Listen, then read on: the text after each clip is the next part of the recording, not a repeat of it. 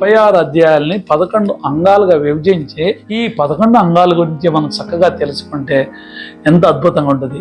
మనం తెలుసుకునేది కాకుండా మన పిల్లలందరికీ కూడా శిష్యులకి ఎలా చెప్పాలంటే ఈ విధానాలు ఇలా ఉన్నాయి, ఇలా చదువుకోండి, ఇలా ఉంటుంది అని నేను మాత్రం చెప్తున్నాను. అలాగా ఎందుకంటే ఆ మాస్ గారు చెప్పిన ఇది కొంచెం అభినయాలు సరిపోయింది కదా, నో, అదంతా ఒక చాప్టర్. భావం అనేది ఒక చాప్టర్, అలాగే అభినయాలు ఒక చాప్టర్, రంగాలు అనేది ఒక చాప్టర్. అలా ప్రతిదీ కూడా ఒక్కొక్క చాప్టర్లో ఉన్నాయి.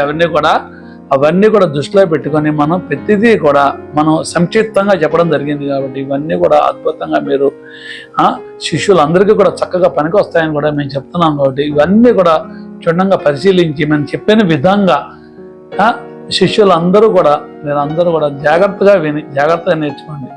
పెద్దవాళ్ళకి ఆల్రెడీ తెలుసు, గురువులు చెప్పినటువంటి విధానంగా మనం చెప్పినట్టు అర్థం చేసుకొని ఇవన్నీ కూడా విశదీకరించి తెలుసుకోండి, చదవండి, నేర్చుకోండి. గవర్నమెంట్ వారు నిర్వహించేటువంటి సర్టిఫికేట్ డిప్లొమా ఎగ్జామ్స్ అన్నిటి కూడా మనకి పనికి వస్తాయి. అది కూడా నమస్కారం.